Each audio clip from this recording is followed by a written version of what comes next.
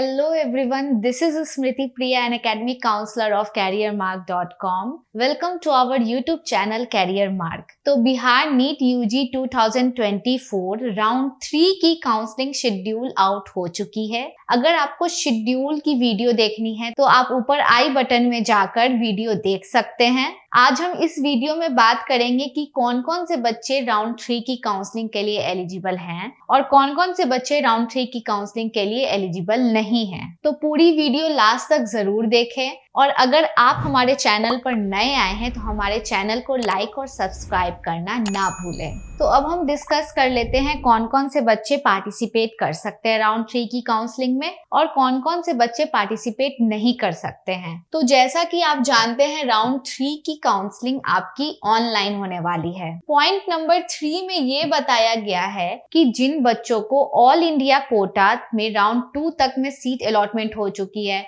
और उन्होंने ज्वाइन कर लिया है सीट या फिर एडमिशन ले लिया है, तो बिहार राउंड 3 की काउंसलिंग के लिए एलिजिबल नहीं है। पॉइंट नंबर 4 में ये बताया गया है कि जो बच्चे बिहार राउंड 1 या राउंड 2 की काउंसलिंग में उन्हें सीट अलॉटमेंट हो चुकी है और वो सीट को ज्वाइन या एडमिशन ले चुके हैं, तो वो बच्चे राउंड 3 की काउंसलिंग के लिए एलिजिबल नहीं हैं। तो अब पॉइंट नंबर 5 देख लेते हैं। तो जिन बच्चों को राउंड 1 या राउंड 2 में सीट अलॉटमेंट नहीं हुई है या फिर राउंड 1 या राउंड 2 में सीट अलॉटमेंट हो चुकी है या फिर उन्होंने काउंसलिंग में पार्टिसिपेट नहीं किया है या फिर किसी कारण से पार्टिसिपेट नहीं कर पाते हैं, तो वैसे बच्चों को फ्रेश ऑनलाइन रजिस्ट्रेशन सबमिट करने की जरूरत नहीं है। और अगर ऐसे बच्चों को राउंड 3 की काउंसलिंग में पार्टिसिपेट करना है तो उन्हें online application portal of UG मैक के लिंक पे क्लिक करके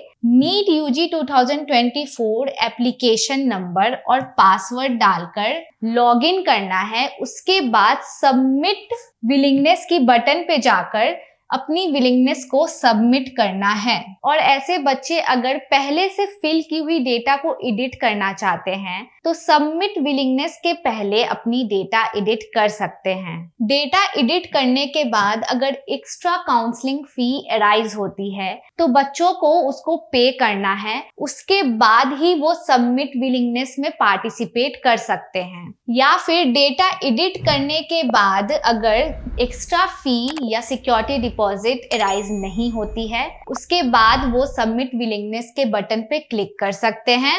अगर कैंडिडेट एडिट नहीं करना चाहते हैं डेटा, तो वो डायरेक्टली सबमिट विलिंगनेस की बटन पे क्लिक कर सकते हैं। पॉइंट नंबर 6 में ऐसे बच्चे जिन्हें राउंड 2 में सीट अलॉटमेंट हो जाती है लेकिन किसी कारण से वो डॉक्यूमेंट वेरिफिकेशन नहीं करवा पाते हैं या फिर डॉक्यूमेंट वेरिफिकेशन करवा लेते हैं लेकिन एडमिशन नहीं ले पाते हैं, तो उनकी राउंड 2 की अलॉटेड सीट कैंसिल कर दी जाएगी और उनकी सिक्योरिटी डिपॉजिट भी जब्त कर ली जाएगी। साथ ही साथ वैसे बच्चे जो राउंड 2 की सीट को रिजाइन कर देते हैं सिक्योरिटी डिपॉजिट जब्त होने के साथ साथ, तो उनकी भी सीट कैंसिल कर दी जाएगी और सिक्योरिटी डिपॉजिट जब्त कर ली जाएगी। और अगर ऐसे बच्चे राउंड 3 की काउंसलिंग में पार्टिसिपेट करना चाहते हैं तो उन्हें फ्रेश ऑनलाइन रजिस्ट्रेशन करके सिक्योरिटी डिपॉजिट जमा करके वो राउंड 3 की काउंसलिंग में पार्टिसिपेट कर सकते हैं। पॉइंट नंबर 7 में ऐसे बच्चे जो राउंड 2 की सीट से रिजाइन दे चुके हैं सिक्योरिटी डिपॉजिट जब्त होने के साथ साथ,